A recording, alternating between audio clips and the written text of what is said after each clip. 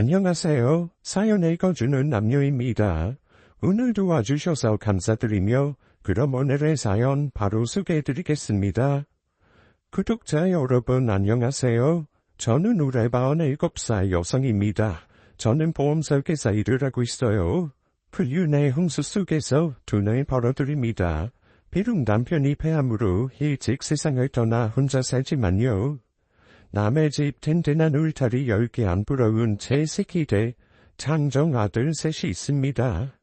새끼들 모두 어찌나 제 남편 닮아 덩치가 좋은지 아름드리 새구루가 저를 감싸고 있는 것 같아 늘 든든해요.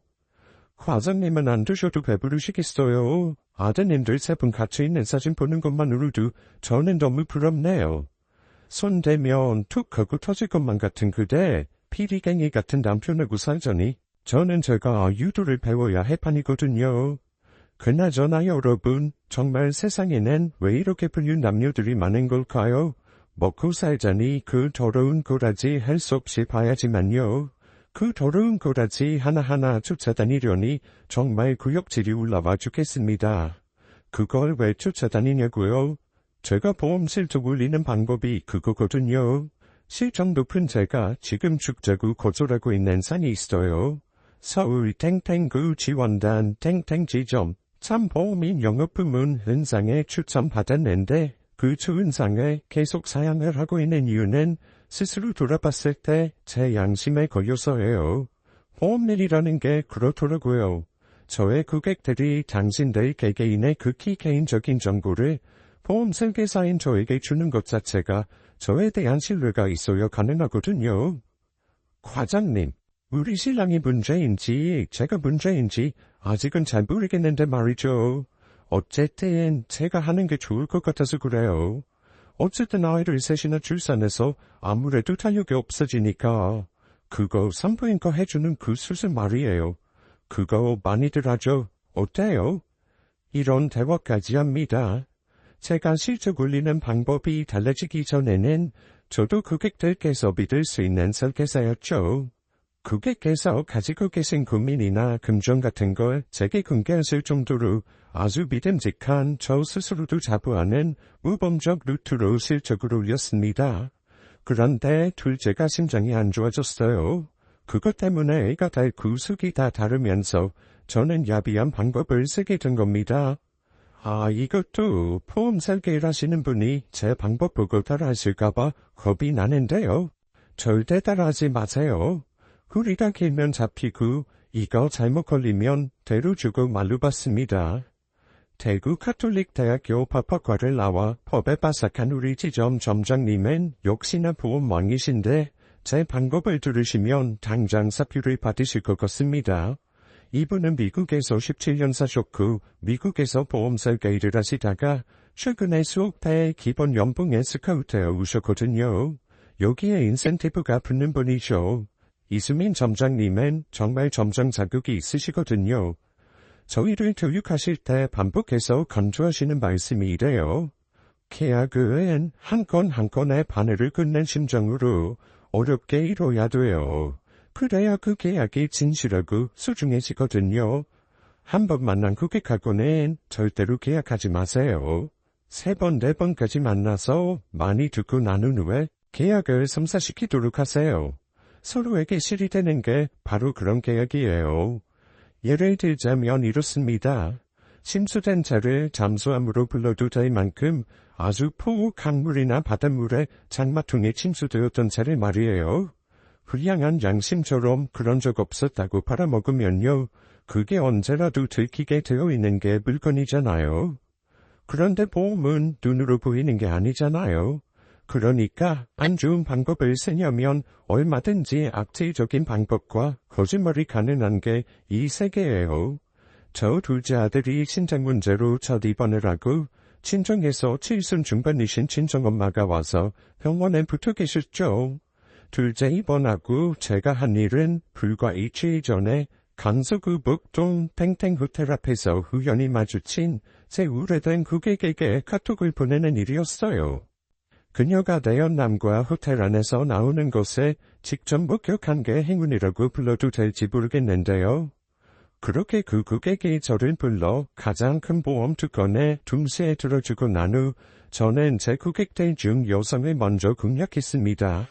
골프를 치시는 분들로 가장 큰 테두리로 잡았고 그 안에서 산부인과 검진을 자주 받으시는 분들 그리고 가정주부신데 유독 자른 문제로 글을 많이 하시는 분들을 먼저 쫓아다녔습니다. 10명 중 5명은 내연담이 있더군요. 그리고 난 후 두 분이 즐기고 계신 호텔 밖에서 나오길 기다려서 바로 현장을 동영상을 찍죠. 그렇게 찍힌 분들은 보험 작은 것부터 큰 것까지 2-3개는 바로 들어주십니다. 이 짓을 하려면 체력이 좋아야 해서 저는 이 방법을 사용하고 난 후 열심히 운동을 합니다. 헬스를 다녀요. 훌륭녀들이 10명 중 5명이라니 놀랐을 테지만요. 이게 현재 대한민국의 현실입니다. 대한민국은 간통죄가 폐지된 후 훌륭 국가라고 봐도 무방해요. 제가 지금 하고 있는 실적 방법의 효율을 올리기 위해 여러 노력을 하고 있는데요.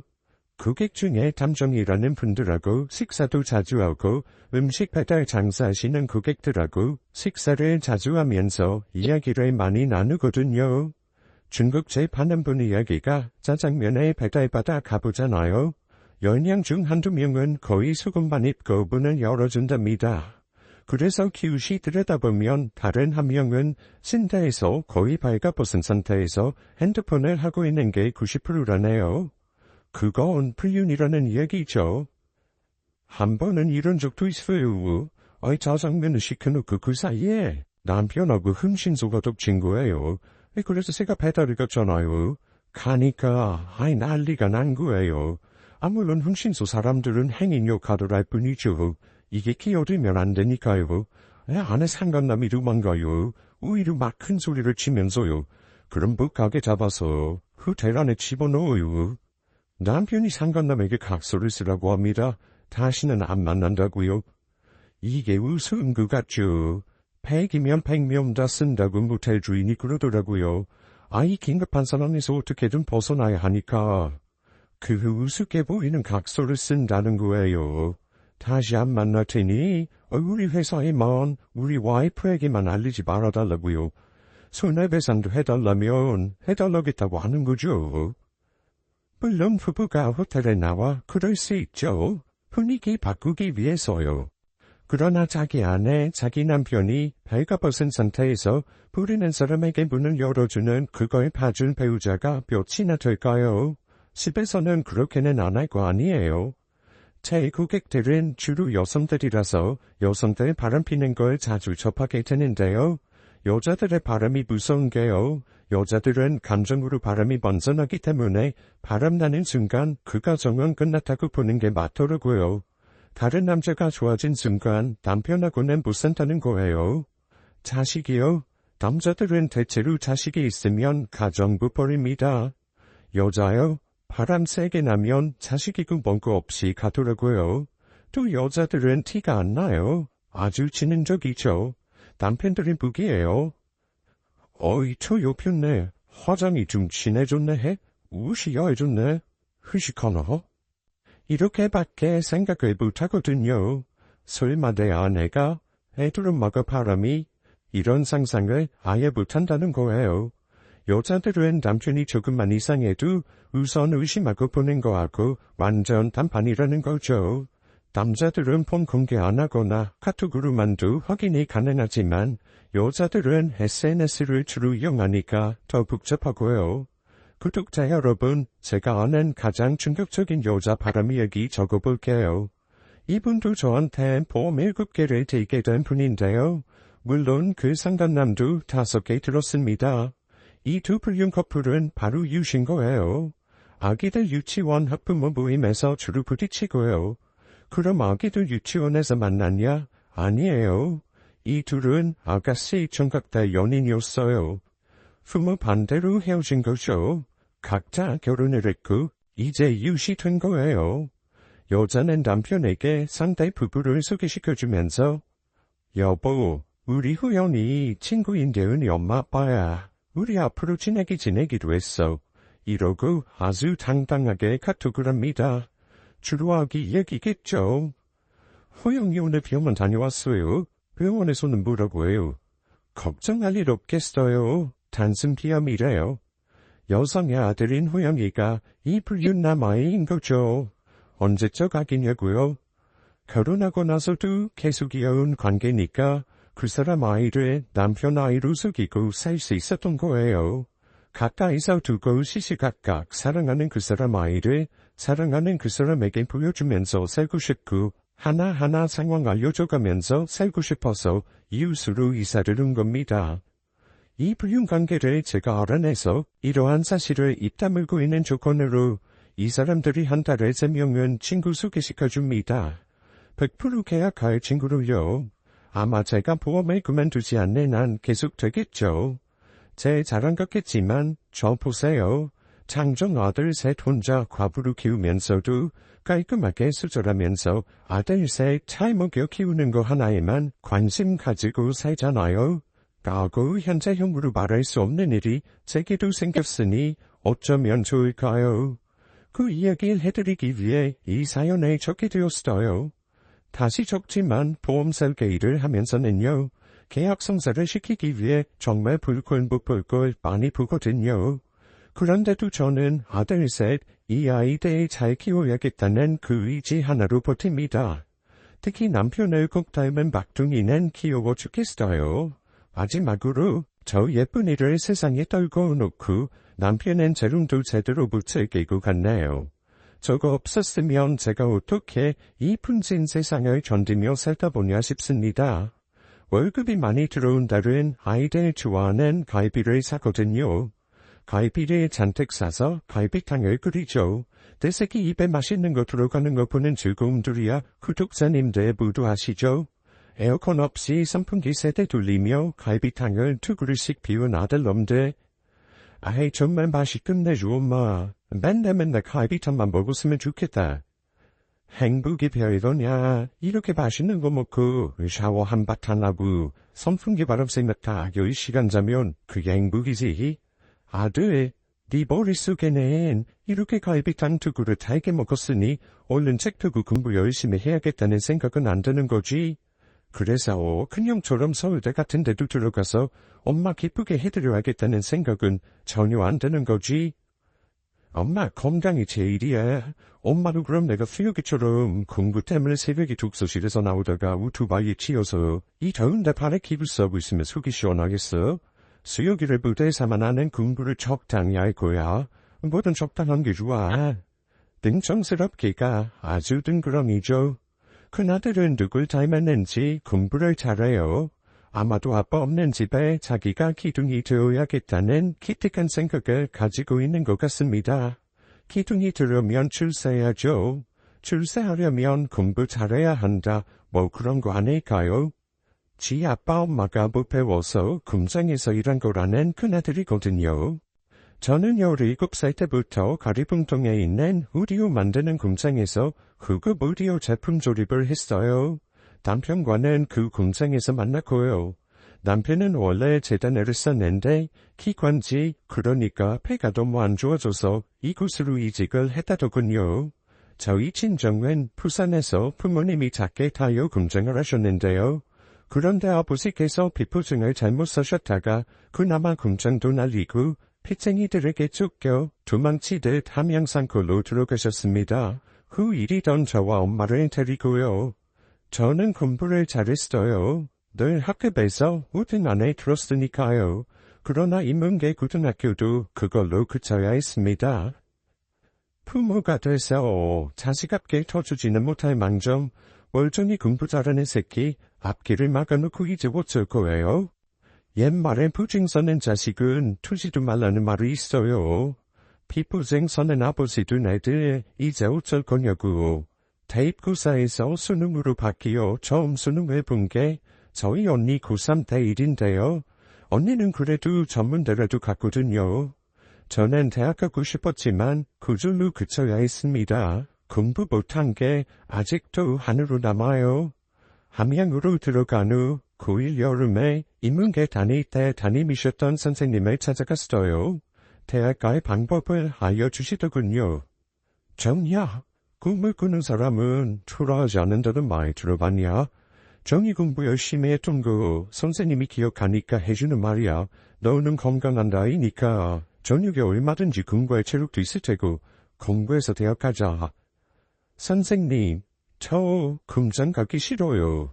사람들이 저보고 금순이라고 할 거 아니에요. 금장은 창피한 게 아니야. 선생님도 금장에서 야간고등학교 다니다가 대학 갔거든. 이렇게 저를 다독이시면서 당시 돈으로 차비를 20만 원 쥐어주셨어요. 전화번호와 주소와 함께요. 구로동에 있는 금장에 취직을 하면 야간고등학교를 보내주고 대학도 갈 수 있다는 거예요.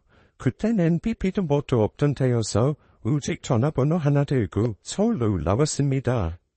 1992년 1월의 일이에요. 제 나이 17살이었고요. 인문계 고등학교 다닐 때 제 짝은 소니에서 나오는 워크맨 귀에다가 꽂고 신승훈에 보이지 않는 사랑을 들었거든요. 서울로 올라오기 전 토요일에 마지막으로 친구들과 송다리를 했는데요. 로타리아 가보니 먼저 와서 그러고 있더라고요. 그 후로 저는 금장에서 부품 조립을 해야만 했죠. 남대문에서 3만 원에 산 에이프 플레이어로 신승훈에 보이지 않는 사랑을 들으면서요. 일하면서 제일 힘든 건요. 팔이 아파서 세수도 제대로 못하겠는 거였어요. 쉴 새 없이 돌아가며 저의 청춘을 옥죄던 컨베이어 소리는 아직도 제 악몽 속에 종종 나오는데요. 그게 이제는 그렇게 악몽 같이 안 느껴지고 오히려 그립다는 겁니다. 구독자님들께서 얘기하실지 모르지만 아마도 나이 때문이겠죠. 금장에서 천장에 매달린 기계를 끌어내려 부품 조립하느라 팔이 도저히 움직여지지 않던 그날은 실룩이 무르익어서 굴뚝에서 매운 연기가 나는 구로동 금전지대마저도 화냈죠. 우리 작업방은 대부분 10대 후반에서 20대 초반이었거든요. 그날 식사 메뉴가 새로워서 제 마음은 설레었습니다. 사실 시금치 된장국에 밥보다는 햄버거, 피자가 좋을 나이거든요.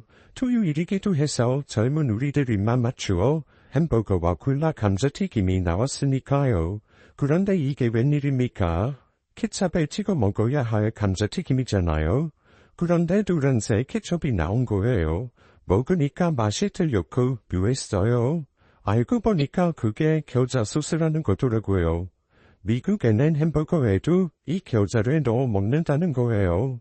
이걸 알려준 사람은 제 맞은편에서 햄버거를 미국 사람이 먹는 것 같이 세련된 모습으로 먹는 청년 오빠였어요. 제가 노란 소스를 이상하게 쳐다보면서 옆에 동료에게 이거 뭐라는 거야 말라는 거야? 되게 기분 나쁜 색이잖아. 듬스는 또 왜 이렇게 매워? 케찹에 찍어 먹는 것보다 서너 배는 맛이 있어요. 한번 먹어봐요. 그리고 다음은 소스 반에 덜어서 햄버거 숲 패티에도 발라서 먹어봐요.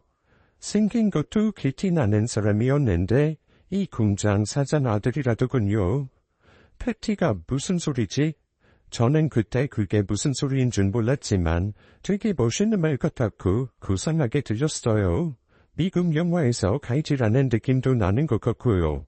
제게 노란 소스 먹는 방법을 알려준 그 사람은 외과대학을 다니고 있는데 주말을 이용해서 아버지 공장에 봉사활동 왔다는 겁니다.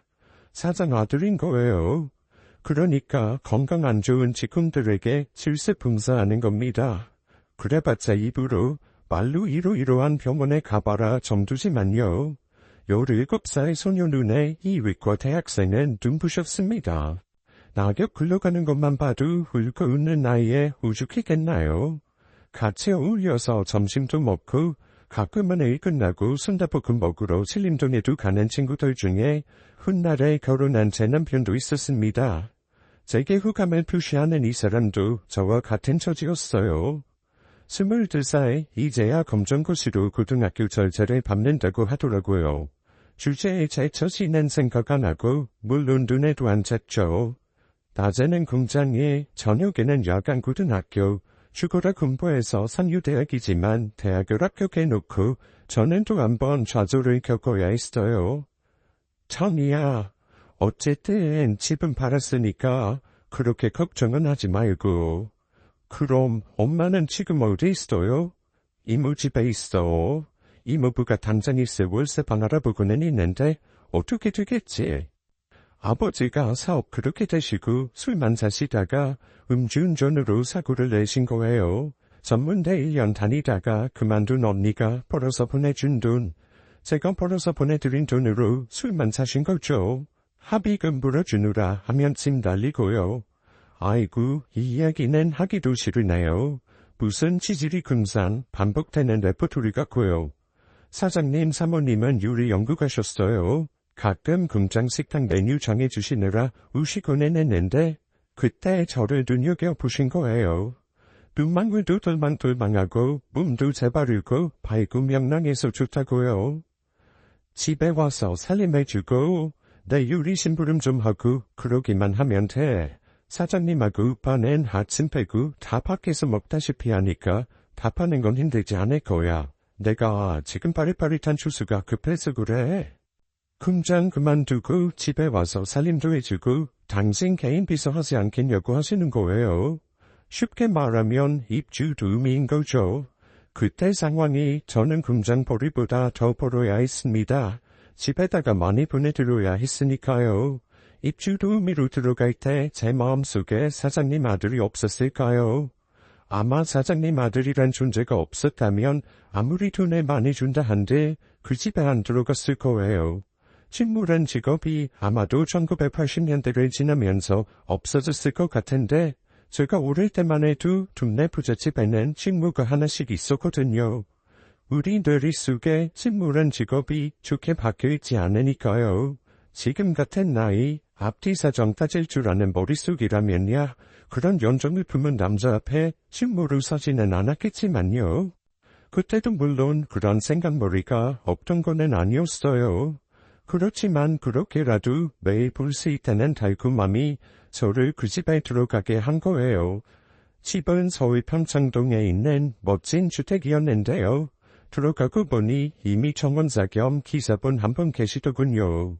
사모님의 먼 친척 아저씨셨대요. 사장님하고 사모님은 인품이 좋으셨는데 한마디로 전품인 분들을 만난 저는 행운이었습니다. 무엇보다 저를 부리는 사람으로가 아닌 친척 조카같이 대해주셨거든요. 4시 30분까지 저녁 반찬 준비해 놓는 걸 끝으로 저의 일은 끝나고 서대문구 충정로에 있는 재수학원가에 보내주셨으니까요. 어쨌든지 간에 대학은 나와야 사람 대접받는 게 우리나라니까 대학은 가고 봐야 돼. 대학을 가야 대학나온 신랑 만나지? 대학 못 가고 뒤떨어지면 후 그런 신랑 만나서 평생 고생한다고. 방송통신대학도 괜찮다고 들었어. 4년제로 편입되니까 말이야. 학원비는 물론 교재비 다 대주셨고요. 월급은 꼬박꼬박 모조리 고향집에 다 보낼 수 있게 해주셨어요. 하다못해 빵 좋아하는 저를 위해서 식구들이 돌아가시면서 콩 누구 한 번이라도 귀가할 때 잊지 않고 빵을 사다가 방에 넣어주시는 것도 눈물 나게 고마웠습니다. 뻔순이는 뻔순이가 아니라 빵순이라고 불러야 해 엄마. 우리 콩밥빵 3개를 앉은 자리에서 콩을 집어먹는 것처럼 먹잖아요. 밥도 많이 안 먹는 애가 무슨 일이래? 제가 하도 따따붙다 거칠가 없이 떠드니까 댁에서 제 별명은 뻔순이였거든요. 그렇게 간식까지도 제 돈을 일절 안 쓰게 해주시는 분들에게 제가 해드릴 수 있는 건 하나였습니다. 진심으로 해드리는 거예요. 그분들의 집안일을 제 집내처럼 봐드리는 거고 친족과 같은 마음으로 대해드리는 거라고 일찍 철든 마음이 제 자신에게 식었습니다. 사모님 친정어머니께서 돌아가셨을 때 사모님이 식음을 전폐하셨거든요. 할 수 있나요? 제 성격대로 따따붙다로 나갔죠. 선생님, 그만하세요. 지금 뭐 오리건 부리시는 것도 아니고 91시면 장수하셨지 뭘 그래요? 그렇게 안 되시고 뭐라고 미숫가루만 드신 지 지금 일주일 넘으셨어요. 자요. 얼른 수저 드세요. 선생님이 이러시니까 사장님도 많이 드시고 싶으신데 선생님 눈치 보시느라 밥도 제대로 못 드시고 이게 뭐냐고요. 사모님은 웃음이 나오는 걸 억지로 참으시더라고요. 알림폼 제대로 잡고 두셨는데 웃기다고 웃는 건 좀 그렇잖아요. 네, 저 다였습니다. 우리 고향에요. 사고로 죽은 자신부 구워서도 부모들 다 밥 드시대요. 그게 사람이란 동물이에요. 선생님은 자식 없은 것도 아니신데 왜 이렇게 기세요? 텐장 조금 풀어서 근대주 끓였어요. 드실만 하실 거예요. 그만 속썩이고 한 수저 드세요. 이거 사. 네가 나보다 더 어른이라서 그걸 가르치고 있는 거야. 뭐 사람이란 동물이 어쩌고? 이거 컵문 2개 있는 그 된장 풀었니? 구수하게 잘 쏘아줬다. 저는 사모님 댁에서 그런 위치에 있었어요. 딸같이 조카같이 오빠를 좋아했지만 이루어질 수 없는 사이인 것도 일찍 절든 마음에 알아줬어요. 뭐 어때요? 백작을 사랑하는 한여 카츄샤처럼 혼자서 짝사랑하는 거야 누가 뭐랄 것도 아니고 좋아하는 마음이 죄는 아니잖아요. 하지만 여자로서 자존심은 있는지라 제가 좋아하는 마음을 알아차릴까봐 무서워서 오빠한테도 친구들이 친오빠에게 하듯이 일부러 내외 없이 했던 건지도 몰라요. 태영 오빠, 넌 친구랑 반수대 누라고요. 왜 안 내나요? 그거 어디다가 막 구겨놓고 그러면 토 냄새 나요. 장난소리잖아요. 나 오빠 양말 벗어놓은 것도 정리해서 세탁기에 넣으려면 후역해서 미치겠는데 수고까지 그러란 말이에요. 아니 새벽부터 저녁까지 학교 도서관에 박혀 있으면서도 장학 공부하는 거 보면 난 이해를 못하겠더라. 나 그렇게 공부하러 그러면 난 장학금 내가 다 긁어먹겠네. 그런 돌대가리 머리로 의사가 되겠다는 거예요. 제가 이렇게 따따붙다 떠들어 제끼면 사장님 사모님 오빠 모두 좋아하시고 유쾌하셨죠. 워낙에 뭐랄까 구상한 사람들이라고 해야 하나요? 세 분 다 말씀도 조용조용한 톤으로 하시고 음식도 소리내서 먹는 법이 없고 그런 사람들 있잖아요. 그렇게 물속 같은 고유한 집에 명랑쾌활한 제가 들어갔으니 집 분위기가 달라졌다고 기사 아저씨가 다 말할 정도였어요. 오빠가 같은 의과 대학생이랑 연애를 하는 걸 알게 된 때는 그 다음에 붐이었는데요. 누가 심장을 핥히는 것 같은 아픔이야 어쩌겠나요. 참아야죠. 애초에 제작이 안 되는 사람인걸요. 그 언니 지난번에 친구들이랑 다 같이 와서 밥 먹을 때 제가 봤거든요. 밥을 새부위처럼 먹던데. 선생님, 그 언니 며느리 드리면 안 돼요. 선생님 손자나 제대로 닦겠어요? 여자는 복스럽게 먹는 여자가 최고예요. 오빠는 너무 말라서 복스러운 여자 만나야 돼요. 오빠하고 오빠 애인은 같은 학교 친구들이랑 다 같이 와서 정원에서 술 마시고 웃고 떠드는 상큼 발랄한 연애를 하더라고요. 좋은 언니 같았습니다. 누구에게나 친절하고 예의 바르고 똑똑하고요. 그런데 1년도 안 돼요. 둘이 헤어졌나 보더라고요. 한날은 배를 둘러서 문을 열어줘도 안 들어오길래 인터폰을 닫고 대문으로 나가봤는데요. 오빠가 술이 떡이 돼서 대문 기둥을 붙들고 울고 있더라고요. 헤어진 거죠? 좋았냐고요? 좋을 것도 싫을 것도 없었습니다. 여자친구랑 헤어졌다고 제가 울 사람도 아니고 그리고 그 여자가 좋아서 저렇게 술이 떡이 되게 마시는 사람을 혼자서 좋아하는 건 비참하니까요. 문제는 이 오빠가 여자친구랑 헤어지더니 뭔가 마음 편에 있던 단조함이 사라졌는지 좀 사람이 막 나가는 부분이 생긴 거예요. 밤에도 외박하는 일이 잦았고 술도 많이 마시고요. 하루는 사장님 사모님 모두 2박 3일로 사장님 본가분들과 제주도로 골프를 가셨더랬어요. 오빠는 집에서 이미 맥주를 서너캔 마신 상태였는데 바람을 좀 쐬고 오겠다고 창고에서 차를 빼는 거예요. 안 되겠다 싶어서 따라갔죠. 안 따라 나와도 돼. 집에 있어. 나 북악 스카이웨이 좀 부다가 올 테니까. 아니에요. 따라갈래요. 나도 바람 쐬고 싶어요. 나하고 같이 있어봤자 내가 너무 기분이 너무 우울하고 그래서 너 힘들어. 그냥 집에 있어. 그래도 따라갔습니다. 맥주를 벌써 4캔이나 마셨으니까요. 말없이 운전하는 오빠 옆에 앉아서 눈치만 슬금슬금 보다가 물었습니다. 오빠, 아직도 그 언니 좋아해요? 왜 맨날 우울해요? 아니라는 거예요. 잘못 본 거라고. 그러면서 말 시키지 말라고. 말 시킬 거면 집에 데려다 주겠다고 짜증을 내서. 알았어요. 나도 자존심이라는 게 있어요.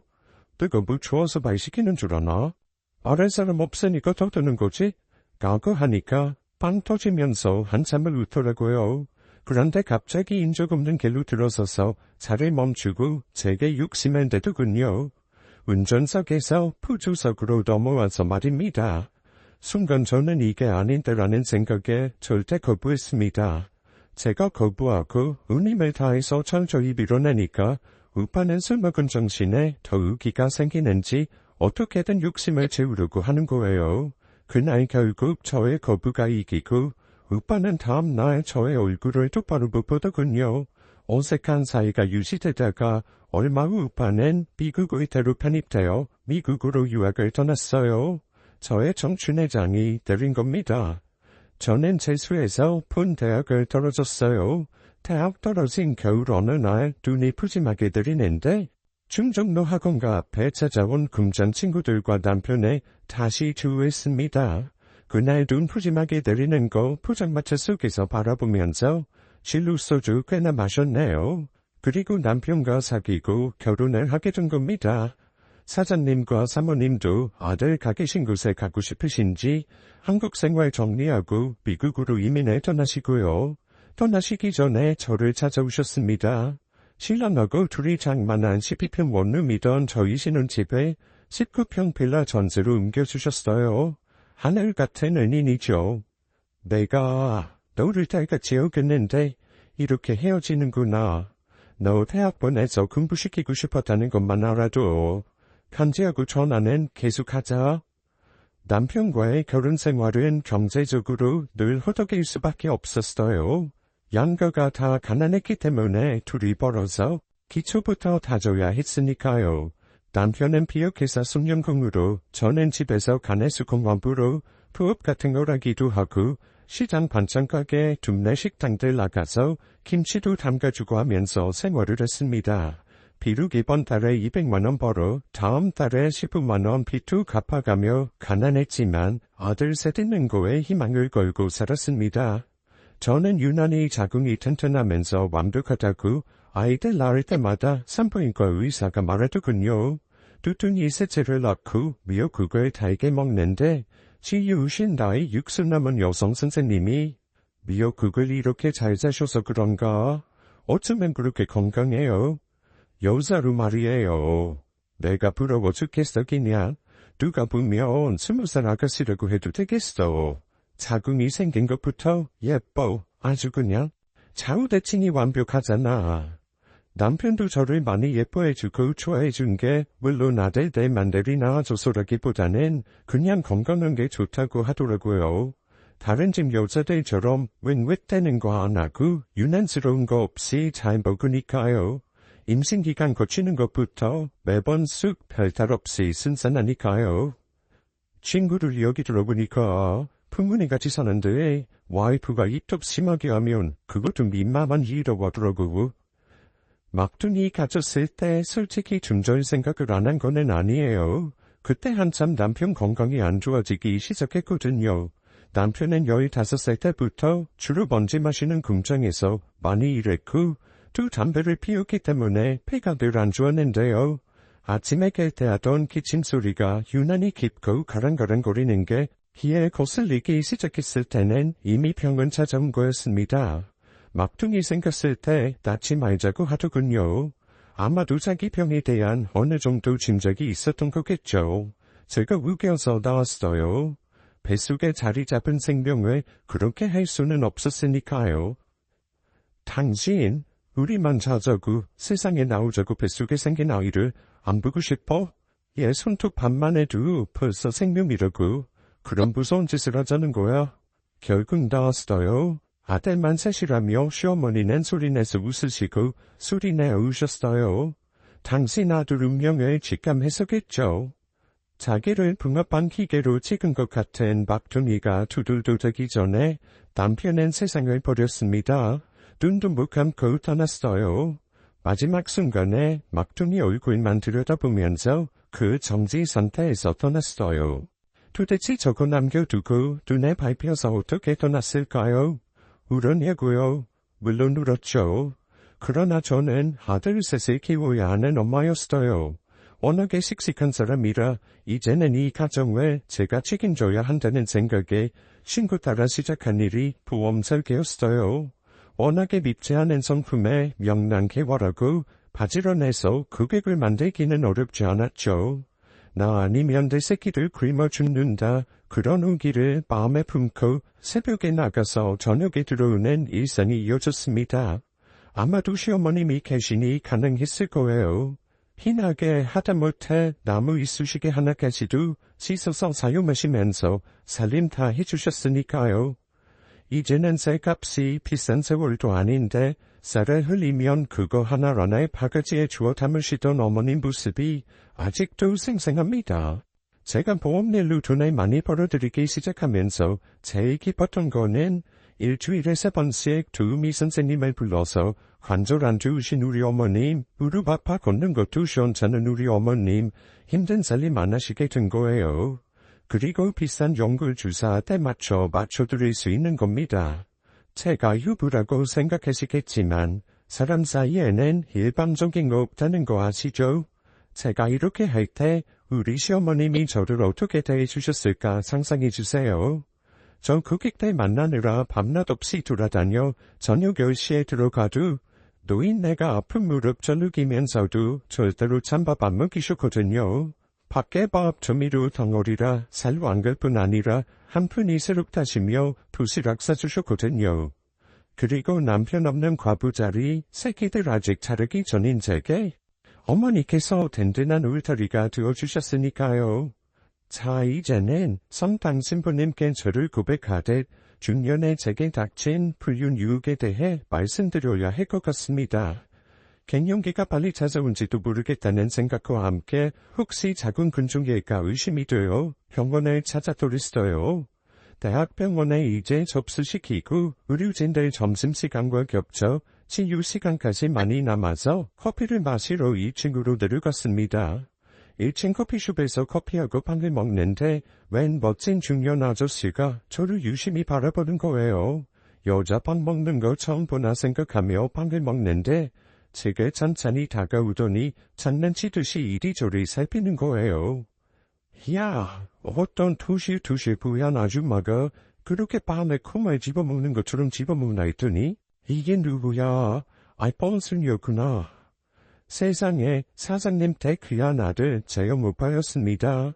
의사 가운에 색실로 표시된 글자를 보니 산부인과 닥터였어요. 27년 만에 만남이었습니다. 세상에 온갖 예쁜 종소리들이 제 귓가에서 흔들리는 것 같더군요. 사실 남편하고 연애할 때도 그냥 푸근하고 든든한 느낌에 사귀고 결혼했지 이런 느낌은 없었어요. 오빠는 한국에 들어온 지 8년 됐고 이 대학병원에서 과장으로 근무하고 있다고 했습니다. 급하게 반가운 인사를 주고받고 그래서 산부인과 진료받으러 온 거야. 이야, 내 환자는 설마 아니겠지? 웬걸요? 산부인과 교수셋 중에 하필이면 우파인 거예요. 처음에는 그냥 돌아가려고 했습니다. 도저히 우파에게 산부인과 진료를 받을 수는 없었으니까요. 그런데 오늘 일부러 시간 내서 온 거고 오후부터 계속 잡힌 미팅 약속도 그렇고요. 또 한편으로는 의사하고 환자인데 뭐 어때? 오히려 더 잘 봐주겠지. 하는 마음도 있었습니다. 치료 때문에 돌아가는 모습 보이면 아직도 그 시절 촌스러운 수준의 정의라고 생각할 것 같더라고요. 그러니까 나도 이제는 사회에서 인정받고 있는 만큼 세련된 사고력을 가진 사람이다라는 걸 보여주고 싶었는지도 모릅니다. 치료 때 초음파를 직접 우파가 봐주었는데요. 봐주면서 예전에 그 나직한 목소리로 말하더군요. 누가 너 보고 47살이래. 아이 너 정말 건강하다. 출산 3번한 여자는커녕 야 20살 아저씨 같다. 다행히 작은 근종 같은 게 아니었나 보더라고요. 피곤할 때 흔히들 나타나는 염증이니까 염증약 며칠 처방해 주겠다고 하더라고요. 네 여성은 월세도 아니고 전세도 아니고 단순히 아파트도 아니고 시가 100억은 나더는 구급저택이라고 보면 돼. 그래서 체크는 자주 하도록 하고 아이 뻘순이 남편은 좋겠다. 지금도 낳자고 하면 넷째 나와봐. 요즘 두tun이 나는 게 유행이잖아. 말없던 오빠가 이렇게 길게 말하는 것도 아마 환자로 대해주는 거겠지만요. 옛날에 저를 그렇게도 밤에 잠 못 들게 하고 때로는 슬픈 울음에 빠지게 했던 사람으로부터 이런 칭찬을 들으니 설레더군요. 저녁에 특별한 약속 없으면 저녁 먹자고 하는데 그동안 어떻게 살아오셨는지 궁금해서 응할 수밖에 없었어요. 사모님은 미국으로 이민 가시고 저도 이래저래 먹고 살기 바쁘다 보니 자연히 연락이 끊어졌었는데 오빠를 보자마자 제일 먼저 물었던 건 사장님과 사모님 소식이었어요. 그냥 신앙고난 하시다가 두 분 앞서거니 뒤서거니 떠나신 게 9년 전이라고 했습니다. 좀 더 사셨어야 하는데 무슨 일인지 모르겠네요. 머리 검은 짐승 거두어봤자 헛것이라더니 딱 제가 그 꼴이에요. 돌아가신 줄도 모르고 그날 저녁 고객하고 미팅도 취소하고 오빠와 사케와 스시를 먹는데 오만 감정이 다 돌더군요. 네 생각한 적 없냐고? 아, 왜 생각 안 해? 와이프 된장찌개 한 수저 먹었는데 이게 국인지 뭔지 짜증났대. 이 정이 된장찌개는 할까라고 끝내줬는데 또 침대 시트가 꾸깃꾸깃 할 때 이 정이는 시트를 늘 눈부시게 만들고 사각 바로 접어 갈아 끼웠는데 뭐 그렇게 생각했을지? 그러는 거예요. 서글픈 마음이 들었습니다. 그러니까 구작 시트가 꾸깃꾸깃할 때나 제 생각했다는 거잖아요. 저는 사방에 꽃이 피어날 때, 장마때, 눈이 푸짐하게 올 때 아주 가끔 생각하며 살았거든요. 오빠는 사별했다고 했습니다. 한국에서 연애하다가 헤어진 그 언니랑 미국에서 재회해서 결혼했었다는 이야기를 듣는데 저는 한국에서 때로는 네 생각하며 살았는데 너는 그 언니와 미국에서 기어이 재회해서 결혼해서 행복하게 살았구나.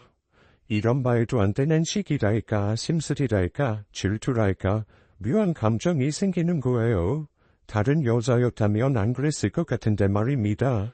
한때 제가 질투했던 여자니까요. 그러나 그러면 뭐예요? 이미 이 세상에 없는 사람인데요. 미국이야 워낙에 교통사고가 흔한 나라인 건 알고 있었지만 그 여자가 교통사고가 나서 떠났다네요. 그것도 31살에요. 재혼 안 하고 혼자 산다는데 그럼 한평생 수조라며 살아왔다는 거잖아요. 저도 사별한 걸 알더니 오빠가 갑자기 허둥대는데 보기에 그닥 나쁘지 않았습니다.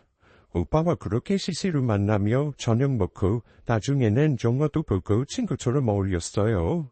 하루는 막내 운동화를 사주어야 할 일이 있어서 회사 앞으로 불렀는데 오빠하고 합석을 하게 되었습니다. 안 그래도 아들 셋 사진을 모두 보여준 적이 있는데 있는 그대로 엄청난 부러움을 표시하더라고요. 자기는 자식 없이 그것도 아내 없이 혼자 살아온 세월이 너무 억울하다고요. 미국은 한국처럼 핏줄에 대한 대책이 심한 나라가 아니라서 입양도 많이 하는데 한국 핏줄은 안 그렇잖아요. 그래서 미국에 있을 때는 자식 없는 게 그렇게 속이 상하지 않았는데 한국에 나와 보니 꼭 자기만 빈둥이 같은 것 같고 어디 하나 모자른 것 같고 그런 기분이 들더래요. 그래서 말인데 좋은 여자 있으면 소개해주라. 나 있어도 상관없으니까. 너처럼 착하고 예쁘고 또 건강한 여자, 자식 낳아줄 만한 사람. 어쨌든 그날 제 막내를 본 오빠의 표정은 경탄에 가까웠습니다. 이런 아들 하나만 있다면, 물건이라 살 수만 있다면 재산 다 주고라도 바꾸겠다고 하더라고요. 그런 소리 하는데 참 안타깝고 둠시에 먼저 떠난 제 남편 생각이 나는 거예요. 똑같이 가난했던 남편 고향 친구가요. 고향에서 해먹던 막국수를 주 메뉴로 하고 곁두리로 육전 독점돼 놓은 식당에 테이블 8개 놓고 시작했답니다. 그게 대박이 나서 4년 만에 서울 외곽에 건물 사서 이전했다며 건기 개업하는데 다녀온 날의 일이에요.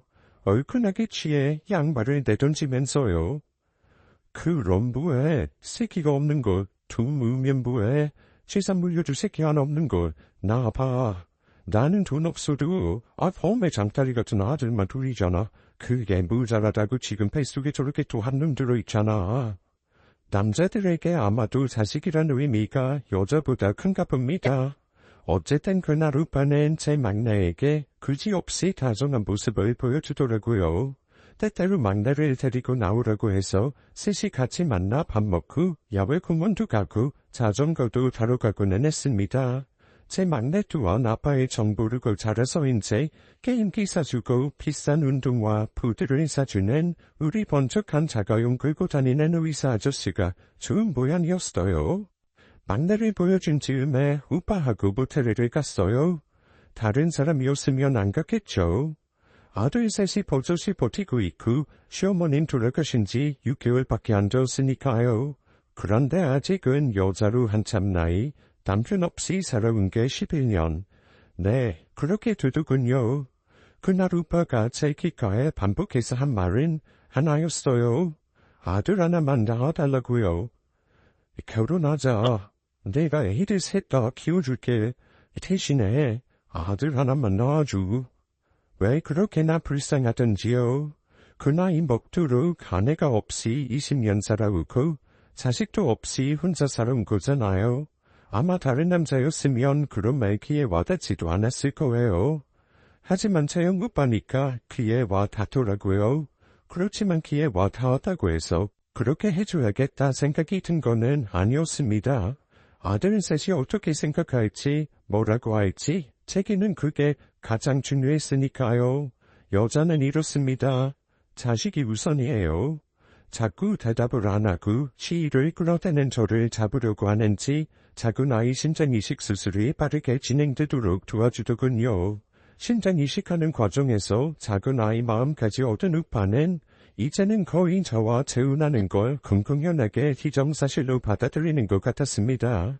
그 나이야 워낙에 손내를 비치는 애가 아니고 2-4년 내에 이대로 편입을 준비하고 있었거든요. 무엇보다 미국에서 자리 잡을 생각을 하고 있는 애여서 엄마가 재혼을 한다면 동생들만 자기 책임이라고 깔끔하게 정리를 하더군요. 오히려 아이들이 반대를 했다면 제가 더 오빠 쪽으로 마음이 기울었을까요? 아이들이 찬성하는 쪽으로 나오자 저는 자꾸 더 망설여지는 거예요. 오빠는 재혼을 하게 되면 지금 살고 있는 집은 세를 주고 병원 근처 아파트를 얻을 생각이라고 하더군요. 그러던 어느 날 토요일에 점장님과 저만 사무실에 나와 미팅할 일이 있었거든요. 회의가 끝나고 오빠가 시간에 맞추어 데리러 왔었고요. 월요일 아침에 팀 미팅이 끝나고 점장님이 제게 그러시는 거예요. 아잉 자기, 정희씨, 김재영씨하고 어떻게 되는 사이인데 그렇게 다정해? 뭐 풀륨 그런 거야? 에잉 설마. 말투가 우선 저렇게 피릿한 것부터 기분이 나빴고요. 아무리 부하직원이지만 알lum담이 있고 안 알lum담이 있는데 확 집었더군요.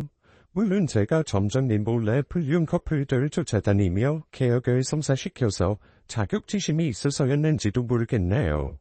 점장님, 저를 어떻게 보고 그러세요? 결혼할 사람이에요. 헐, 가만히 있어봐. 헐, 뭐래? 결혼이요. 왜요? 저는 대학병원 과장하고 재혼하면 안 되나요?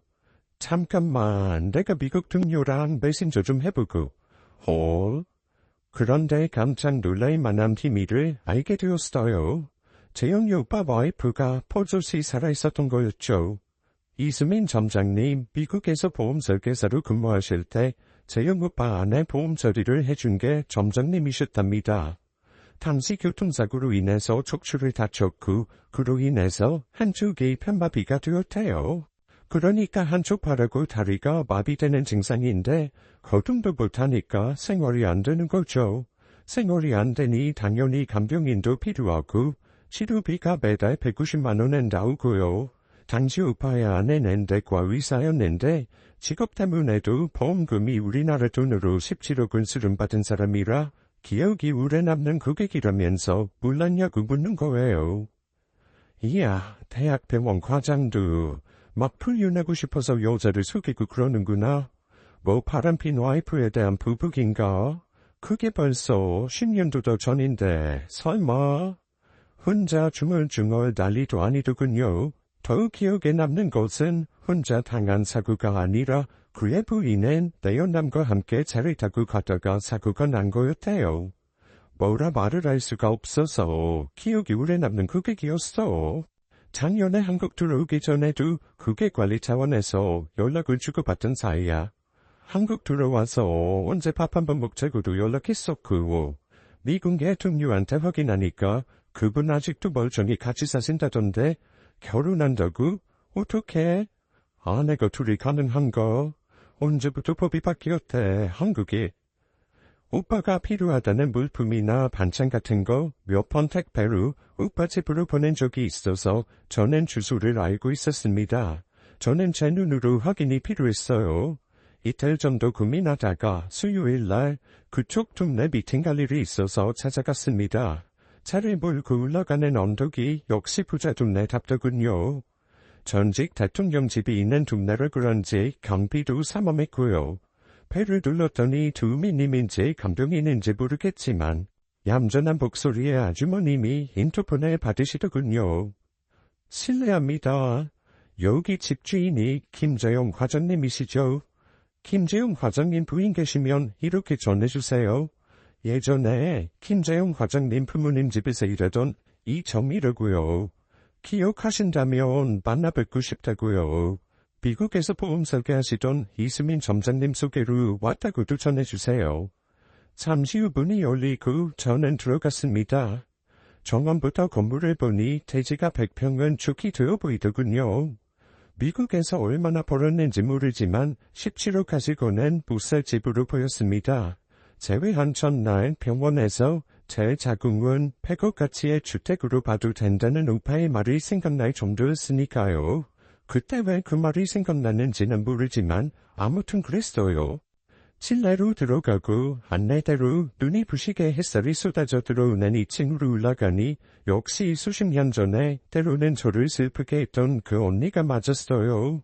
머리칼부터 발끝까지 회색 잿빛으로 가라앉은 것 같은 모습은 그냥 금융시대의 화석같이 보이더군요. 언니, 오랜만에 봬요. 저 기억하시겠어요? 정희씨, 일로 와봐. 여전하네 웃는 게. 정희씨는 웃으면 햇살 같았지.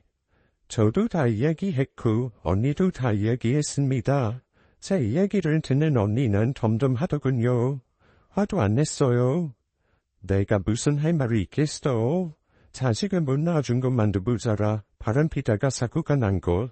그 사람 불쌍해. 불쌍한 인생 살았지. 여자 하나 잘못 만난 죄로. 그 꼴을 봤던 사람이야. 그뿐인가. 그 후로 여자 구실도 못해줬잖아. 내가 몸이 이런데 뭘 어떻게 해주겠어? 나는 할 말이 없어. 지금 나랑 이혼하고 정희씨랑 결혼하면 차라리 나는 홀가분할 것 같아. 나도 짐 좀 벗자. 나도 짐 좀 벗자라는 말 끝에 울더군요. 속아서 했건 어쨌건 저는 제가 그렇게도 강렬했던 불륜을 저지른 겁니다.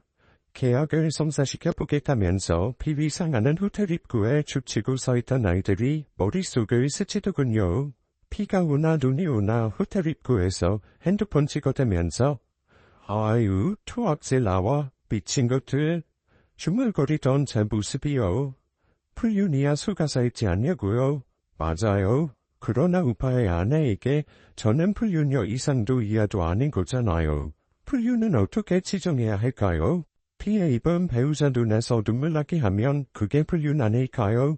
배우자가 바람나면 그 스트레스는 교통사고 난 외상의 10배라고 어느 시사 프로에서 본 적이 있는 것 같아요. 옛말에 남의 눈에 눈물 나게 하면 이런 말이 있죠? 제가 남의 아내 눈에서 눈물을 나게 한 거죠. 이유가 어쨌건요. 비록 피해 입은 아내가 저주의 불륜을 저지른 과거가 있었다 해도 현재 제가 그의 아내 눈에 눈물 나게 한 건 기정사실이고요. 그날 그 집을 나오면서 오빠에게 카톡을 했습니다. 저녁에 만나자고요. 여러분 그날이요. 제가 저녁 회의가 있어서 약속 시간보다 1시간을 늦게 갔거든요. 카톡으로 양해를 구했고요. 오빠에게 온 메시지는 이랬습니다. 상관하지 마. 나 동행 있으니까 편하게 하다가 와. 저녁 나부터 먹는다. 여러분, 사람이 그렇게 한번 비틀어지면 그리고 여자 잘못 만나면 영영 헤어나올 수 없이 비틀어지는가 봅니다. 제가 아는 오빠는 결코 그런 사람이 아니었거든요. 오빠 아내는 그러니까 굉장히 남자를 밝히는 여자였나봐요. 한국에서도 오빠랑 사귀면서 다른 남자랑 잠자리를 가진 걸 들켜서 헤어졌다네요. 그러다가 미국 유학 중에 만난 거예요. 여러분, 1990년대 후반 당시 한인타운에서 여러 가지로 문제 많았잖아요.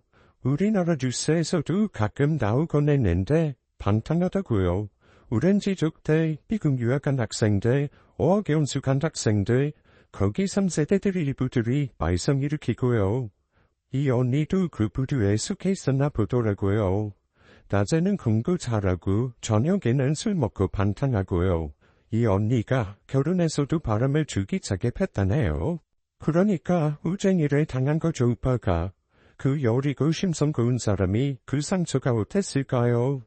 남들 다 자식들 낳고 사는데 남들 다 가진 자식 하나 없이 바람피다 사고 나서 일평생 누워있는 여자와 잠자리 못하고 한평생 살아야 했던 오빠.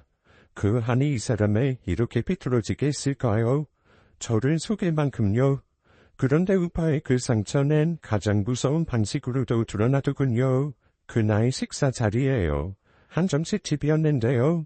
제가 없이쯤 갔더니 우리 집 막내가 테이블을 앞에 두고 옆으로 비스듬히 기울어져 정신을 잃고 쓰러져 있는 거예요.